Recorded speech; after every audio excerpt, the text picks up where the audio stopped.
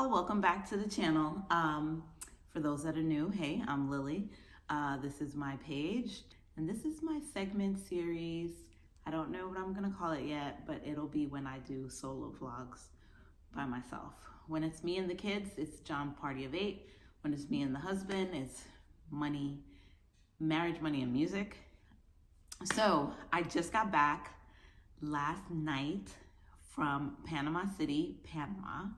And I did not script this video, so it's gonna be just off the cuff, my unadulterated thoughts about my trip. So this trip was very important to me and a long time coming because my grandparents lived in Panama during the building of the canal. So while I was in Panama, we met this guy from New York, and he's like, "Your grandparents? Like, you seem very young to have grandparents that worked on the canal." I said, "Yeah, my grandparents, because my father had me very old." My dad was 52 when I was born. So his father worked on the canal in the early 1900s. He moved to Panama from Barbados in 1909. He was 27 years old. My grandmother was already living in Panama, and I believe her father also worked on the canal. So my great-grandfather on my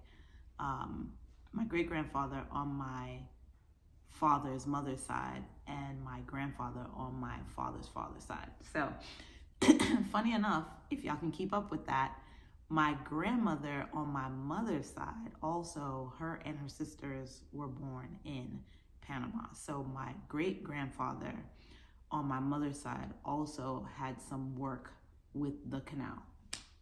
So Panama on both sides, Barbados on both sides. So this trip was very important to me because my grandparents on my father's side actually stayed in Panama for a pretty long time. So my grandfather moved there in 1909. I actually have his passenger record, and I know what company he worked for and what his job was. And then he moved there and he worked on the canal until it was done in 1914. And then he also met my grandmother there. She was already living there. She was raised in Panama. She went there as a baby because the first round of canal building actually was in the 1800s. So the French tried to build the canal first in the late 1800s, and they failed. And after they failed, America came in and attempted to build it, and they succeeded. And they were building it from, I think, 1904 to 1914. So my great-grandfather on my father's mother's side moved there during the first round of Panama building from Jamaica. And so they lived there from the late 1800s until they died. They never left Panama. When my grandfather, when he was done with the canal and the work that they did after, I assume he tried to get citizenship and was unable to get it. So for those who don't know, the Panama Canal was built, it's multiple parts of the canal. It spans over 50 miles. And that at each end, there is a set of locks. On the Atlantic Ocean side, there are 3 locks if you go through the Agua Clara locks. And on the Pacific Ocean side, there's also 2 or 3 locks if you go through Miraflores. 2 locks at Miraflores, and then 1 lock at P something. So most people that were white who came to work on the canal went and worked in the Panama City side, which is where Miraflores is. Most people that were black who came to work on the canal, they were at the Atlantic Ocean side, which is where Agua Clara is now, but there was an original set of locks there back then. So they redid the locks on the Atlantic Ocean side from 2006 to 2016. But most people who were black worked on that side. And that's clearly because segregation was a thing. They lived and worked on that side. Most people that came from the Caribbean, either Jamaica or Barbados, they lived in Colón, Panama, not Panama City. people that came from America, white Americans who came to Panama to work on the canal, they were on the Panama City side, and they had two payment systems. There was the gold roll, which was for majority white workers and a few black, but very few. And then there was the silver roll, which was for everyone who was black. Going to Panama was not just a vacation, it was also a history lesson and really a pilgrimage back to where my family spent many, many years. So to give you a little history, my grandmother, like I said, her father came to Panama before she was even born. Her mother was in Jamaica. When she was born, he brought them to Panama and they stayed there. My grandmother went to school there. She was raised there. She spoke fluent Spanish. She had her first two children in Panama with someone else, not my grandfather. And then she met my grandfather. When she met my grandfather and they moved to America in 1922, she left my aunt and uncle in Panama with her mother. And so she came to America. They got situated in Brooklyn, actually in the Bronx, actually probably in Brooklyn first and then the Bronx. And because most people went to Brooklyn first. And then my great-grandparents, they, as far as I know, they never came. They never came to America. They stayed in Panama. So yeah. And then my grandfather's parents, they were in Barbados and they never came to Panama. They stayed in Barbados until they died. I have aunts and uncles who lived in Panama, were raised in Panama, died in Panama. One of my great-grandmothers lived and died in Panama. So this was a reconnection with history, reconnection with roots, right? Family roots, and really getting to understand like Panamanian culture and separation. And so there's a lot to reconcile now that I'm back home. So once going to Panama City, you realize that's not where your people are at, right? Like there's not, most people in Panama City, the majority are Hispanic indigenous or Hispanic European. They're not Hispanic Afro-Panamanians. I met a family who is authentic, like they're originally from the Canal Zone, but they now live in Panama City, but they live in West Panama City, which is like not the downtown part. So I knew that before I got there, which I'm so glad I found that out before I went, because I think I would have been very confused.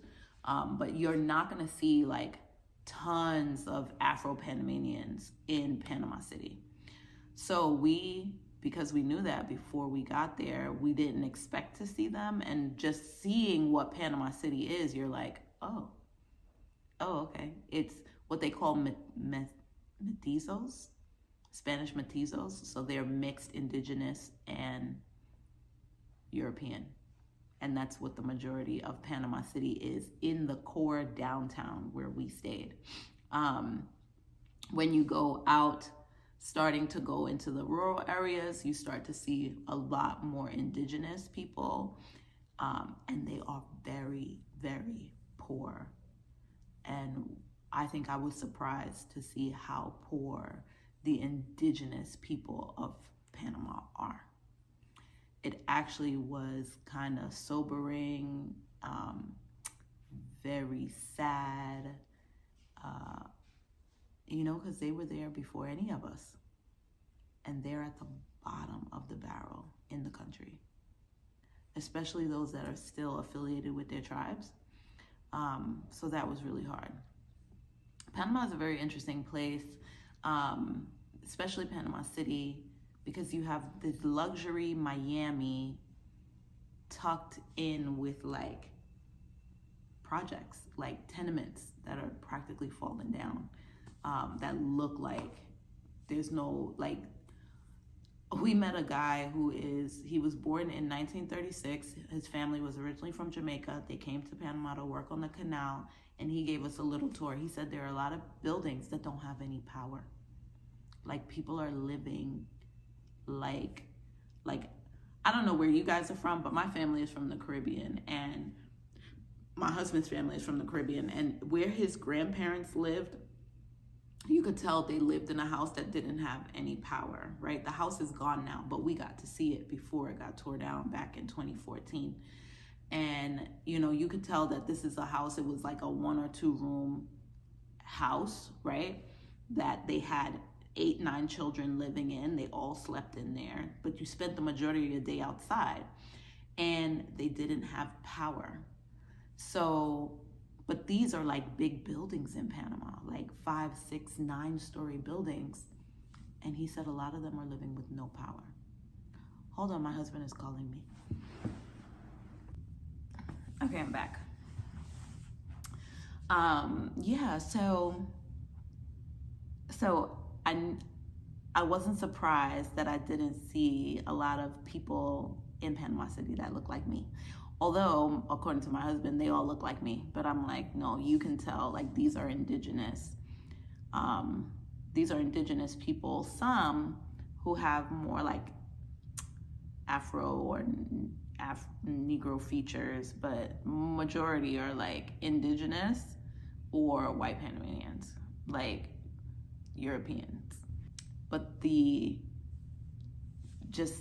separation or the stark difference between those who are in the high rises and those who live in like the tenement buildings around Panama City was so stark and startling. But anyway, we once I started to realize like the discrepancy and the inequality, I just started overpaying for everything. And, that's probably not the right thing to do, but I feel like it was, right? Like, I started overpaying and overtipping for everything because you realize like there's such a disconnect between the haves and have-nots in Panama City. All right, well, that might be it for this video. As I get my thoughts together, I might do some more, but this is my initial reaction and reflection just getting back from Panama City, Panama last night. See you on the next one.